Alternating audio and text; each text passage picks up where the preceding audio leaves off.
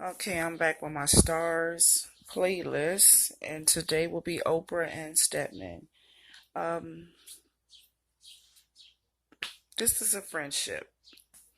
I don't pick up anything. No soulmate, no twin flame, a lesson, none of that. This is just two people who decided to attach to each other for one reason, and that was their own individual reason. Um, it's unhealthy at times, but they are committed to each other to be friends with each other. This is the perfect BFF relationship.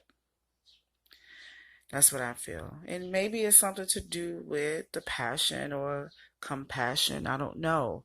But I do know that this is the perfect BFF relationship. And neither one of them are perfect, but they have a connection off of dreams. For instance, Stedman. Um, he admires Oprah very, very much. He lives through her at times. He um he wants the best for her. He wants her to be better emotionally. He worries about her sometimes, but he loves watching her life. He gets off on her life. There are moments when he really wants to stand up for himself and do something brilliant for himself, but he doesn't have the courage like her. And that's what he loves about her. That's his friend. And Oprah has many, many emotional issues, and he's there. He believes in her. He believes she will get better. And it hurts her at times that she can't give him the love that he desires. But she gives him a thrill, the thrill of life. And that's enough for him. So they are compatible because they choose to be. So you really have to make a choice in love. You have to make a choice to commit. And I even heard somebody tell me a couple days ago, I guess love is not enough. It's a lot of relationships. And I don't know if that has something to do with my age. I'm 39. I don't know if that has anything to do with my age or not. But people around me in this age bracket, 39 and up, I'm hearing them say that marriage and relationships must be more than love. I never thought about love that way, but I'm starting to think that way now. Um, there's commitment, there is dreams and goals, and people qualifications for a relationship is shifting and changing. And that in love, la la land, ooey gooey. I don't even know where I got ooey gooey from, but that thirst of passion and that being in love, and I put that in quotations. Uh, that feeling of chemistry like the lovers and that twin flame can't get enough of you type thing. I think it tends to deteriorate, or it tends to not be a big factor when it comes to being with a life partner. I'm seeing a lot of times that people are with people that they are okay and trust living with every day, and the people that gives them this beautiful thrill that I'm talking about, they're on the outside of their regular life. I don't know what that means, but I don't know where Oprah goes to get her fun, or if she even desires happy fun in that type of way. I'm talking about sex and romance and all this good stuff. I don't know where she goes to get that, or if it's a big desire for that. And I feel the same way about him. But their love is greater than physical things. It's much greater than feelings and flesh, material. It's greater than that.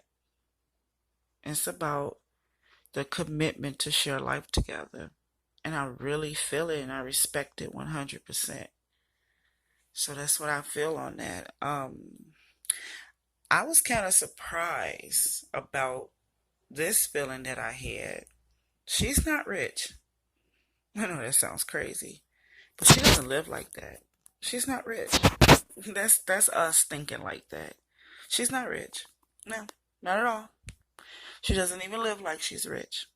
In her mind, in her spirit, she's not rich. It's just money is just a piece of paper for her. She just happened to get a lot of pieces of paper. She got a lot of gold and silver and treasures, and she has a lot of gems, but she's not rich. That's what she'll say to you. I'm not rich. No. No, it's just I have a lot of things because I did a lot of work that paid me a lot of money. I'm not rich. And not only that, Stedman is not rich. He doesn't look at money in the way that we look at it, probably. Some of us probably look at it.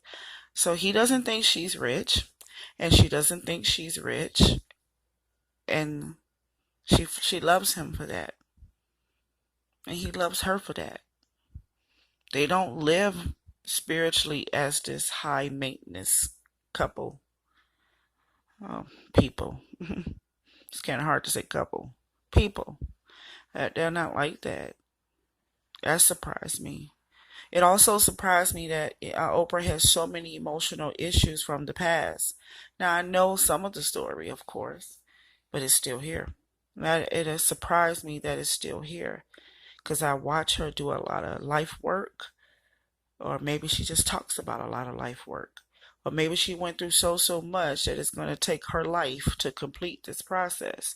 But there's a lot of emotional things that's going on that her partner tends to her on those things, and it almost feels like she needs him, but I know she don't. I think she knows that too. But for her, she needs him in her life forever. And she's okay with that. He's okay with that. He's there for her. He supports her. He is her coach. I heard that first too. The coach. He is the coach. He coaches her. And he loves to coach her. Can't hate on this. And nobody is taking advantage of anybody. They are willing participants to attach to each other and be there for each other for a lifetime. It's really amazing. I don't see their souls connected as much, but their spiritual will makes them connected. Um, we need this a lot in the world, to be honest with you, because there's so many differences between us. We have so many different views and morals and values, and so many different ways of looking at life, but they somehow use their will on top of all of that to love and commit to one another. And I think it's beautiful. I believe that this is unconditional love. It's this type of love that I know how to do. It's the kind of love I want to be involved in. Someone loving me out of spite of what I can give and who I am and what I have. He loves her just for her actual naked self. I think it's beautiful. And I bet you they have a lot of peace together because of it. Separately, I can see some issues with peace. Her emotional issues take away a lot of her peace, her guilt that she can't love him in a certain way. That bothers her, but it doesn't overwhelm their relationship. See, it's amazing that you can have individual issues, but I just heard I'm a movement by myself, but I'm a force when we're together. I like that song. But baby, you make me better. You make me better, baby. Okay, let me stop. That's exactly what I just felt. Yeah. Individually, you could be a mess, but together, they are the best. Okay, so Oprah.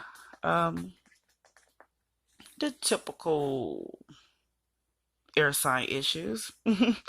But she's tapped into more of herself than I have ever seen. She's able to be, I think y'all call it moon and risings and stuff like that. I'm not really into that because more knowledge weakens my spirit, but she is able to tap into more areas of herself. And that's beautiful too, because at the age of 39, I always wonder, is I'm going to be able to get some of this? And she got some of this. She's really living in all of her elements. Um, she touches them, she feels them, they exist inside of her. And it's really odd for me to say that when I don't know much about it, but I can feel her at like a 69% of fullness as far as her true self. And that's amazing. I don't know why I come up with 69, but that's what I get. Okay, so she's very woke in her spirit and in her soul, but she has came from so much heartbreak and so much pain, and she really want to answer to why all this time she still want God to answer her and let her know why she suffered, why she had lack, why she had pain, why she had affliction. She really wants an answer to that. And still to this day, she's not at peace with life, God, because she wants answers to that. And I don't even know how she wants those answers. She wrote it written in a letter. I don't know. But even till this day, there is a part of her that is on a larger scale that still desires for God to tell her why she went through what she went through. Oh, he knows. Stedman knows everything. And because of her not coming to terms with that, it restricts her to a point where she can't get emotionally balanced. See, at some point of life, you have to just say, thank you, God, for what I have. And whatever I didn't have and didn't receive, and whatever happened, I just push it away. It's a forgiveness that is needed between herself today and herself as I just heard herself during the ages of 6 and 9. The 69% was 6 and 9, the age of 6 and 9. So I don't know much about her history back then, but I'm feeling like something in childhood, age of 6 and 9. Okay, so if she can just let that little girl rest, then she could become more emotionally stable. And because she's not able to let it rest because she wants more answers or the answer, and the answer is forgiveness. She's restricted from that other portion of the 100%. She's restricted from experiencing more peace, more happiness, more joy that I believe will help her elevate and increase the love that she has for Stedman, the relationship type love. I think it will help her with that love. And I could just hear him saying, it's okay. You know, it's amazing that he's willing to sacrifice his physical needs or his personal desires in a relationship just because he loved her. Unconditional love. Hello. Why do I just feel like I sounded like Oprah? That was crazy. Okay. All right, keep going. So those are things that has her burden. It's so chippery right now for me. And I just got through doing fire signs. Fire signs just kind of took me into a downward type feeling like, oh my God, stand up for yourself. Oh my God, do what you deserve. Oh my God, work it out. And now I get to this one and it's so happy. I think they have fun. I think they be in there laughing and doing the castle slide. Okay, so that's her restriction of life is those burdens, and she knows that. She really, really want to go towards God more and more and more so she can get more and more answers to let go of this bondage. It's so amazing because I can't tell her, seek God. She does regularly, every day, every day. Every day she's a seeker. And I don't know, maybe she got to turn from a seeker to a believer or a believer to a surrenderer. I don't know the next step for her. But she seeks him daily all of her life. Since she was young, she's been seeking him for answers and she has not got the answer yet. And I would like for her to just take the answer and say, the answer is let it go. All things work together for the good. I want her to do that because I know if she do that, then she can experience the rest of this love. So she seeks God all the time to get an answer on her life. Not this one, the old one. And many times she doesn't get that answer that she wants. Because see, sometimes we look for an answer from God and we get the answer, but we always looking for the one that we want. What if that's not the answer?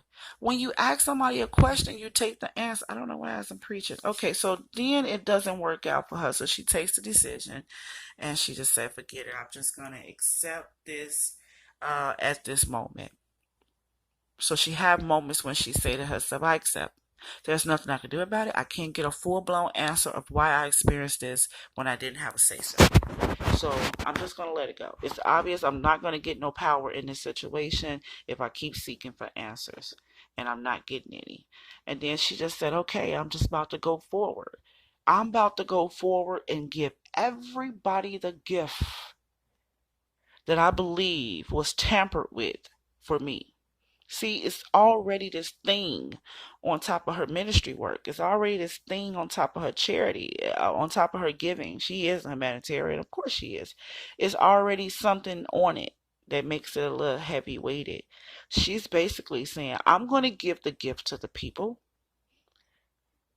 And I'm going to give it to them without spot or wrinkle on it. She's basically like becoming a god right now and saying, I'm going to bless the children because I wasn't given this gift. But actually, she has the same gift. It's the gift of imperfection, the best of life with imperfections. And so, since she didn't receive this big, beautiful gift like she wanted to her entire life, the gift of not being what? Afflicted. She believes that she can now give this gift out to the world. So sometimes she's in shock when her gift turns into a headline of Oprah provided a school and the school had bad carbon monoxide detectors. It's like, how can I give a gift and then a gift is afflicted in some kind of way? Because that's just a part of life. That's why. You can't give a perfect gift. It is only He that is perfect. So that's what she does. Instead, I can't get my answer, so I'll just give this beautiful gift to the world. And the more and more she gives the gift to the world and see the consequence of the gift and how it trickles down and the domino effects that comes with gift giving, because gift giving is not always happy either. So a lot of mess sometimes comes with gift giving. Evil doesn't like that type of stuff. It still leave her with a thoughts of being unclear about life.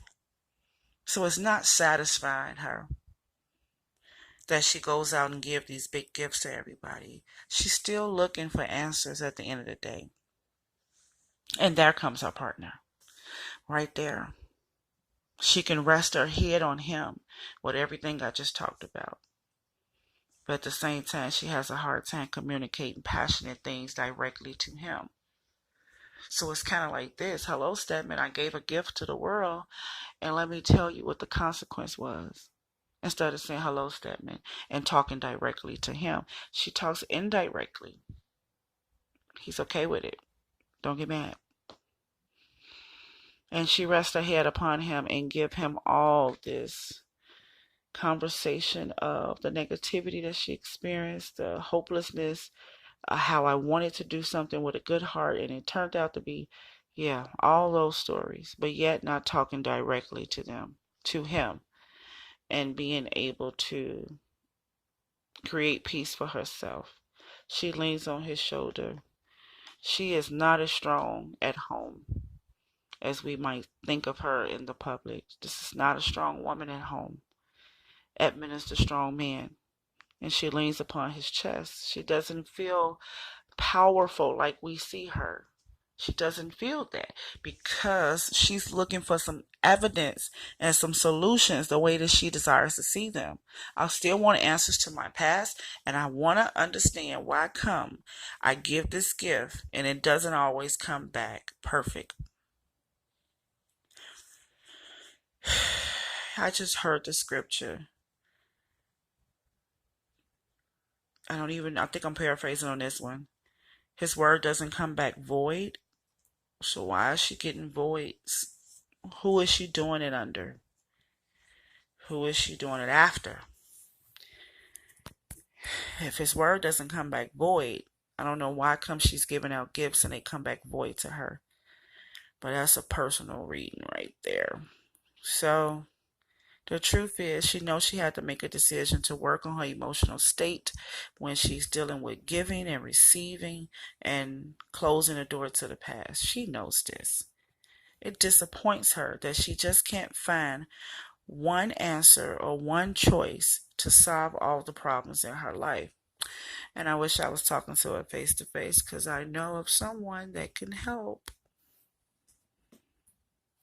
And it's the one that you keep going to all the time and asking questions and then saying, "You don't hear me," or "I didn't get an answer."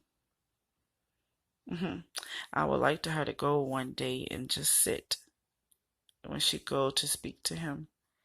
Just go and sit and listen and accept and believe and feel and let it be washed away.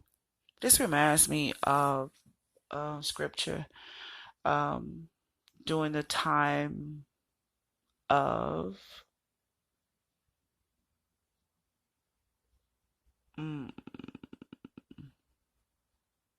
trying to get on track for a second. I don't have the best brain for some reason. Mm, 1 second, it's coming. Oh my goodness, Job. He tried to get me, didn't you? Talking to the enemy, but Job. It reminds me of the story of Job. I just thought about because the